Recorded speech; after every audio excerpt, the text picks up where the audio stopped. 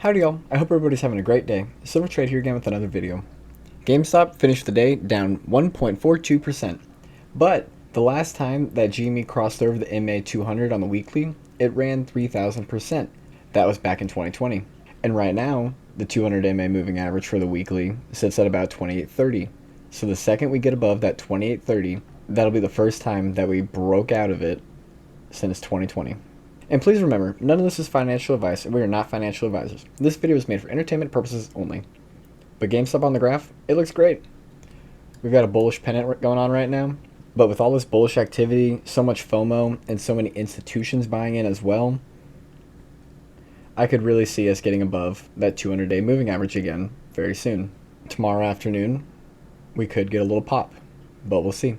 But it could dump back down to about $25 per share before continuing its way back up. But we've already had quite a few retests, and it still is one to make higher lows. The daily looks amazing as well. We have kind of medium volume, nothing really too crazy, but definitely not low volume like we've been seeing for a long time. It broke out for a short while and made a new local high, which is very exciting, and that 2820 is really where we need to get above. It put in an all-time low, and then it had a really good move up, even broke out of the 200-day moving average. And that's probably why it had such a good run, is because it finally got above that 200-day.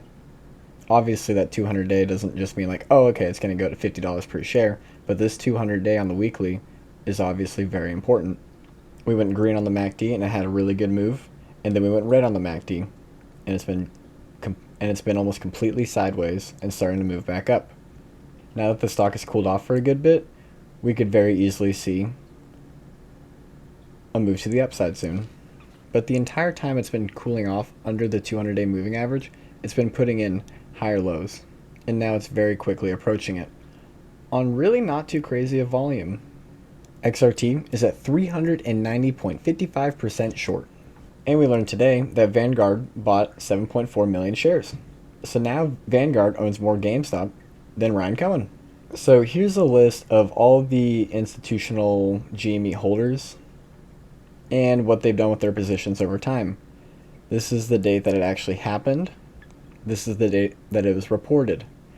And we have had a lot of reportings today. Like we just talked about, Vanguard Group increased their position in GameStop by 24%, and that was reported today. BlackRock's holding over 50 million shares just themselves, but they didn't do anything to their position. State Street is holding 8 million shares. Geode Capital Management increased their position in GameStop by 41%, reported this week. Charles Schwab Investment increased their position in GameStop by 22%, reported this week as well. Northern Trust increased their position in GameStop by 37%. Bank of New York Mellon increased their position by 24%.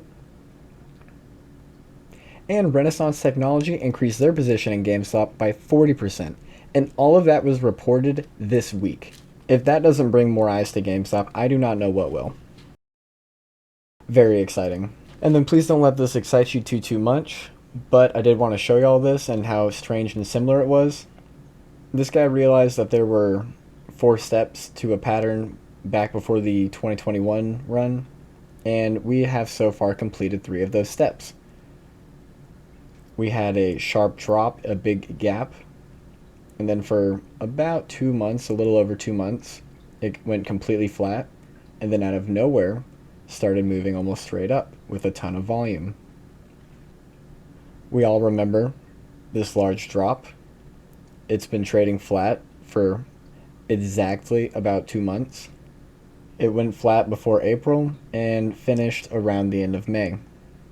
It started going flat before October and finished about the end of November. So it went flat for about 2 months after a large drop and then had a sudden pop in volume. And then we had number 4 happen back in 2021. Just wanted to show you all this. It's really interesting how the gap and the months line up. Yesterday, somebody threw in $2.3 million to the $40 calls for January 17th of 2025 for GameStop. We've had 11 days in a row of over 50% in the off exchange, but when you look at it, we had 46 right here, and so yeah, I guess that's where the 11 days starts, But before that, 55, 56, 51, 56, 57, 55, 52, 56, 60, 56, 60, 49. I mean, most of the time lately, we've been over 50% on the off exchange. What the heck? And this week at this current price, we would have almost 80,000 calls expire in the money, with only 2,000 puts expiring in the money. Very bullish. And Fidelity is now saying it takes 16 business days for ACH transfers to settle. 16 business days for transfers to settle. And here's GME's cash and equivalents. Recently, it has skyrocketed. But now they have 4.6 billion with a B dollars in cash and like 25 million debt. Don't let any of this get you too excited, but I've been seeing a lot of posts as well where people are talking about how the start of the May run looks very similar to right now. They said, can confirm they do unplug it somewhere. Somebody posted online, is it true that Fortnite stops working after bedtime? I want to play Fortnite past 9 p.m., but my mom says I can't because the game stops working then. But like, how and why does it turn off after then? And somebody replied in the comments, yep, it turns off so everyone can get a good night's sleep. I think they just unplug it somewhere. I don't know. I mean, oh my goodness. This made me bust out laughing and I wanted to show y'all. And they actually posted it. Oh, and for anyone who's unaware, Palantir Technologies is at about $61 right now. They've been absolutely pumping. Please remember, this video is made for entertainment purposes only. And this might be a little tinfoily, but what if their stocks are just pumping right now? Like, there are some stocks that are just moving like absolutely crazy. And I wonder if they kind of feed into these pumps, trying to make the GameStop investors sell some of their shares.